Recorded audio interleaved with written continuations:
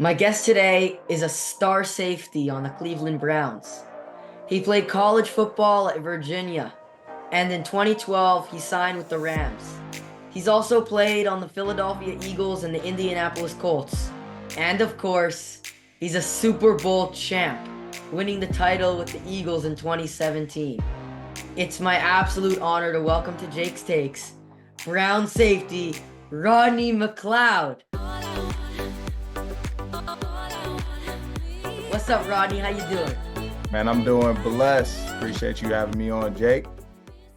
Man, I am so happy to have you on. So excited. I'm a big fan of yours, and this is really just special to me. So thank you so much for doing this. Nah, no problem, man. I wouldn't want to be anywhere else. Also I want to give a huge shout out, and I mean a huge shout out to Avery for being so good to me, helping me coordinate this, just answering all my messages. She's just the best, right? Yeah, man. She made all of this happen. But you got to give a shout out to my wife too, because she's the one who directed it my way and then to Avery's way. So she got all of us going. She's like, I think this is a great opportunity for you. The kid seems amazing. The show seems dope. Avery, of course, agreed. And then, here I am. Well, she's a smart lady, and you're a smart man. You know what I'm saying? So major shout out to your wife as well, obviously. And I'm just super happy to have you on. So Rodney, I know the season just ended. Trust me, we're gonna talk about it. But Mhm. where are you hanging out these days? I'm in Philadelphia right now. So I'm actually here in my home. I was away. My wife and I were both away this past week. We were in the Sunshine State down in Florida, getting some good sun. Love Florida. Yeah, man, it was a wonderful time. We needed a climate change, so we were down there for business, but then also attended a wedding. But primarily, we're here in Philadelphia during the off season. How's your injury doing? You're recovering? You're recovering? Injuries good. Good, man. We biceps are good. We getting the dumbbell pressing. So all is well. God is good, You're you gonna be know. ready for training camp, Rodney? Yeah, I'll definitely be ready for Oh for yeah. that's not a worry at all. Oh yeah. That's awesome. I'm sure you watched the Super Bowl. It's a crazy game, huh? Oh, one of the best. I did predict Kansas City to win, so I will take that. But honestly, from start to finish, it was electric. It was everything that you wanted to see as a football fan. Two great coordinators going at it, two high profile quarterbacks. One who's definitely going to wear that gold jacket at some point. But it was just great football on display. I enjoy watching it with my wife and my brother and one of my boys and their significant others. So it was good over here, and I actually didn't mind it going into overtime. I had a little bit of extra time that I could spend with them and watching good football. So great game. Yeah, it was a win-win for everyone. Yeah, yeah, yeah. I want to tell you, by the way, in the beginning of the year, before opening night, when it was Chiefs against Lions, NFL Canada brought me out, and they brought me to do like a in-person podcast with Nate Burleson. And Mm. in that podcast, I predicted that the 49ers will beat the Chiefs in the Super Bowl. So I was close. You was close. You had the right two teams. I You had the just right didn't two have the right teams. winner. But that's good though. It's pretty solid. Yeah, man. You on your Pretty, way. oh yeah. Okay, let's talk about this. Let's talk about your game and your season. So, Rodney, you got injured and it cut your season very short, obviously. And I was so upset to see you go down. But you are coming off an amazing season in Indianapolis. You were ranked second overall for safety and coverage by PFF, as well as being ranked the seventh best safety in general. Tell me about your game and just what makes you so special. I think for myself, what makes me special is my ability to play a multitude of positions. I think, coming into this league or even in my football career, I would say high school, where, you start to take it a little more serious. I played receiver, I played cornerback, I played safety. And then I finished off, my senior year playing receiver and cornerback. I went into the University of Virginia playing cornerback. I played nickel my freshman year, and then I was converted to a safety from my sophomore to my senior year. Then we get to the East West Shrine game, and I play cornerback, right, for NFL scouts and to compete for a job in the pros. And then I get to St. Louis as an undrafted rookie, and I'm playing safety, but I'm also playing nickel. And I've played every position there is on the field in the pros. I've played safety. My entire career. I've started at nickel because veteran Cortland Finnegan got hurt my second year in the league. And then I had to go in one game and play cornerback, which I got an interception in the regular season game versus my boy Alshon Jeffrey. At that time, he was with Chicago. I was playing for St. Louis. But I say that because that is what makes me who I am, the ability to play a wide variety of positions. And I've done it at, a high level. But from playing middle of the field safety to now when I was in Indianapolis being more in the box safety as a strong safety around the ball. But I think that's helped me be able to uh, just add a lot of value to the game, to my team. It's allowed me to have a very high football IQ because of my ability to see the game from various positions in the defensive backfield. So that's allowed me to have a lot of success, and I think you tie that in with my passion, my heart. I'm a little guy, but I pack a mean punch, and Swagger, the swagger. always. And I respect the game wholeheartedly, and I think the game showed me a lot of love back because of it. Yeah, you definitely add tons of value to this amazing Browns defense. Specifically, I want to focus for a second on the secondary. Man, it's stacked. You guys got playmakers all over.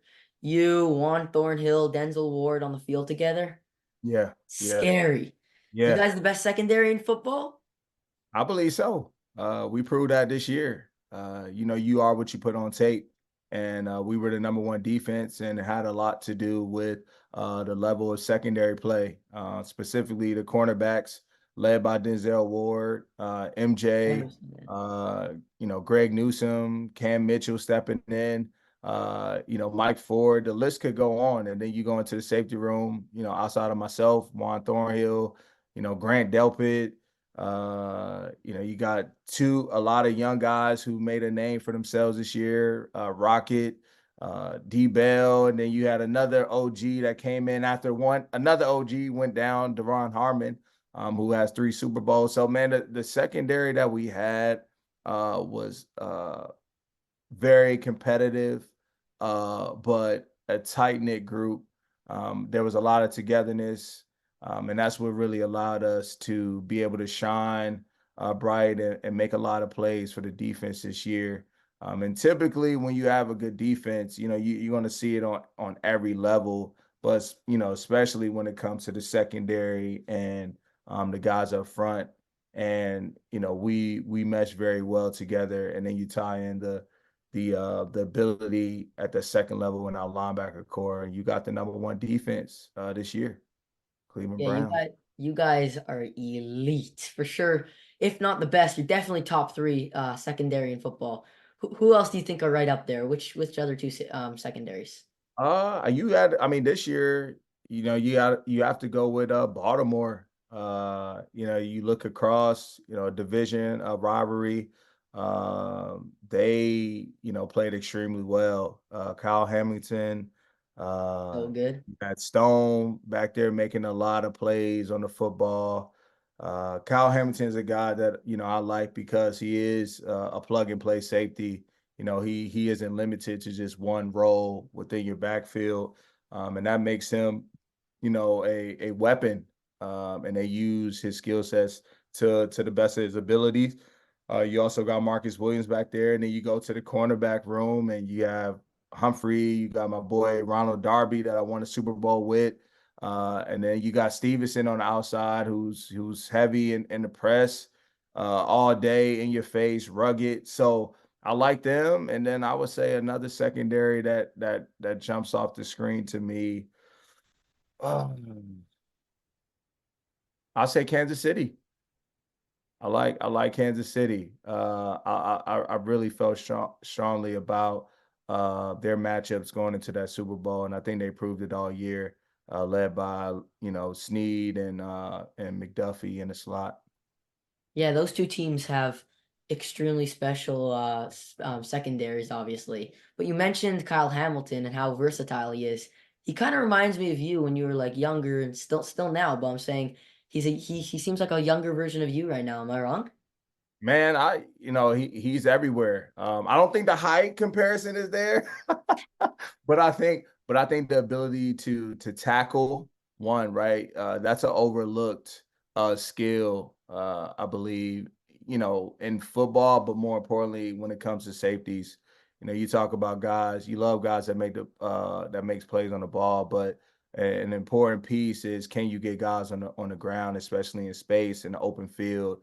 And he's shown countless times that he has that ability to do that, whether it's coming down, tackling the guy in space, or making a game changing tackle. So I truly believe I do see a lot of myself in Kyle Hamilton. You know, your Browns team this year, boy, it was a strange year. It all started in week 2 with Nick Chubb going out for the year. Then you got injured for the year as well. I think it was in week 11. And if that wasn't bad enough, your quarterback, Deshaun Watson, goes down as well, and things did not look good. But then Joe Flacco comes off his couch and ends the year 4-2, securing you guys the 5 seed. You know, in my opinion, what this showed to everyone is just how strong of a group you guys are. No matter what happens, no matter who gets hurt, no matter who goes down, you guys just keep fighting. And it's an amazing thing for a football team to have. How excited are you to finally get the team all back together? Man, I'm very excited. But Joe Flacco, stepping in was everything we needed in that moment. And for him to do it, coming off the couch cold, was just the furthest though he threw was in his backyard with his kids to throwing 50-yard bombs and having 350-yard games was just impressive to watch from the sidelines. At that point I was out, but just to see, how, he had so much command of the offense and the guys really rallied around him was a sight to see. And I'm glad that he was also awarded, comeback player of the year for his amazing, and impressive stretch of games throughout the season last year to get us to the playoffs. But yeah, it'll be good to get the entire gang back. It was unfortunate the amount of injuries that we had. Starting with Nick Chubb, to Deshaun Watson, and to our some of our best offensive of linemen, and to be able to overcome all of those things was what was I was most proud about. Is just to see the resilience that was demonstrated from our group of guys and the ability not to flinch, but to still remain confident in whomever put that jersey on Sundays. And that's a testament just to the leadership in the room, the leaders like Stefanski and down to up in the front office, AB. I think they just exuded a lot of confidence in us as a team that allowed us to be able to prevail. Whatever stood in our way, we were battle tested, and we were hungry, man, the hungry dogs, and we didn't go as far as we wanted, but a lot to celebrate and build upon going into this upcoming year. Yeah, you mentioned your offensive lineman. I actually want to ask you about your offense for a minute. Obviously, everyone credited your defense this year, and rightfully so. You guys were amazing.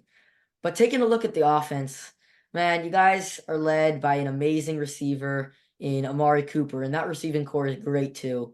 You have a great tight end in David Njoku. Your offensive line is really, really good. And you have arguably the best running back room in all of football. Did your Mm. offense get enough credit this year? I don't. I would say they didn't, and I would say that it wasn't talked about enough.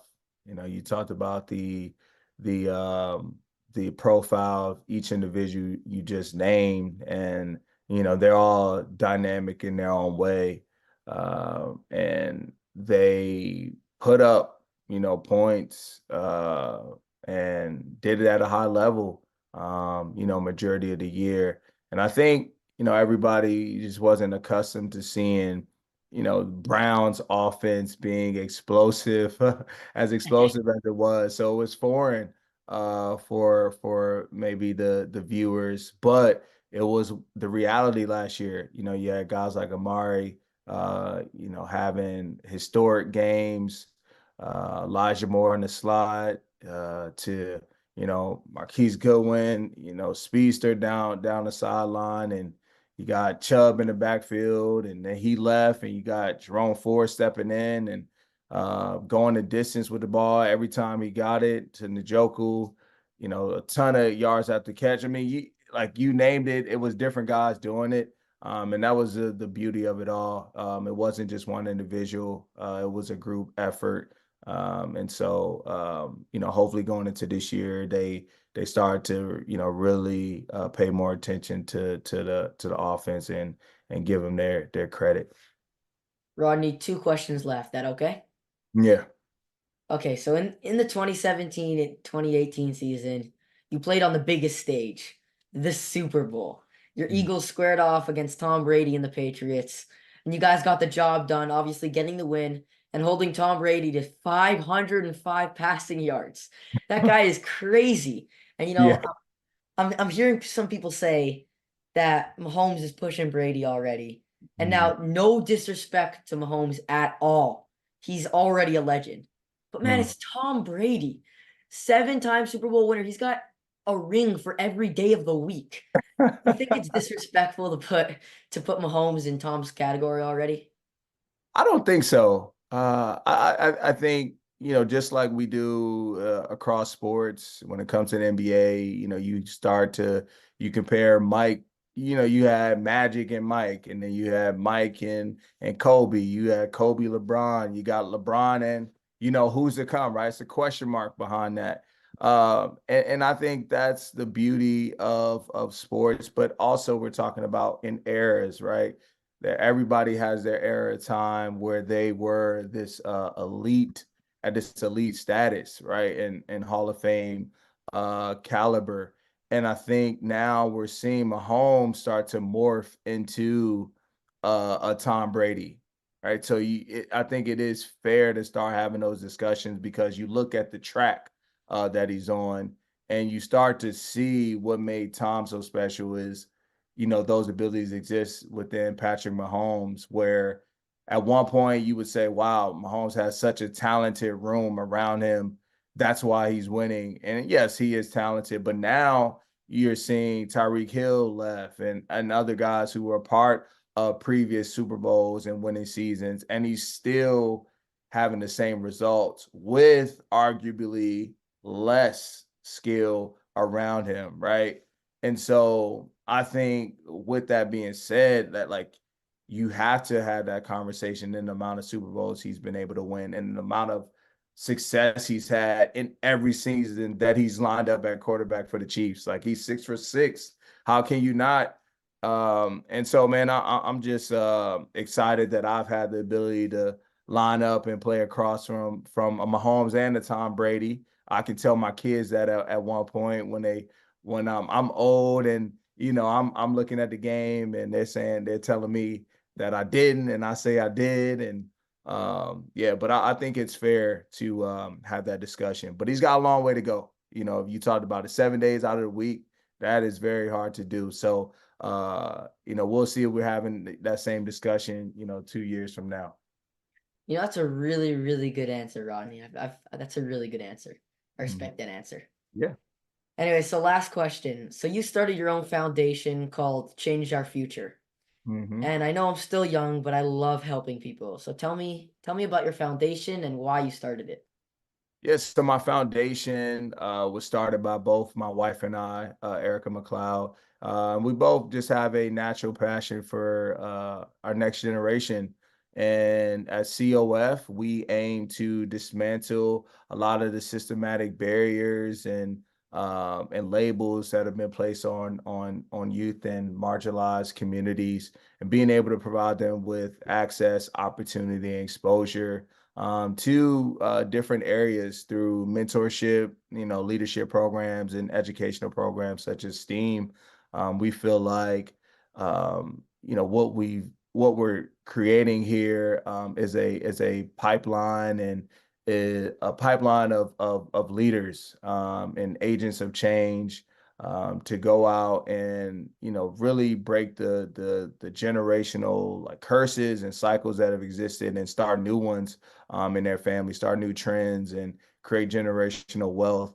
And there's ways, to do that, through careers in STEAM, being able to bring exposure to, these various jobs, that pay at a high level that are changing the world every minute.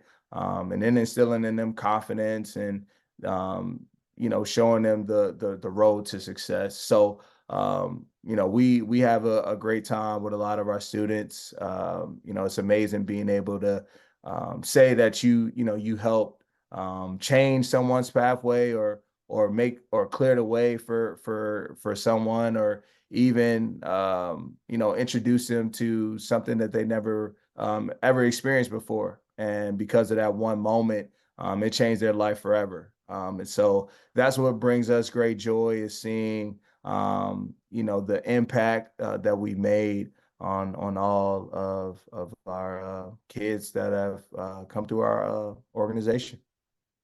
Rodney, that is incredible. What you do is incredible, man. I appreciate you. Also, Rodney, thank you so much for taking some time to join me today on Jake's Takes. Did you have fun with me today? I know you did. I know you did, Rodney. Nah, it was a great time, man. You're a natural. You definitely have a career. From one person that's looking to like grow my career in broadcasting, I will definitely be reaching out to you to get some notes to see how you're doing it. We definitely need you to holler at some of our students as well who are interested in the media field, because this is great, man. Not too many have the courage to do what you're doing right now, and building their own platform and brand. So much respect.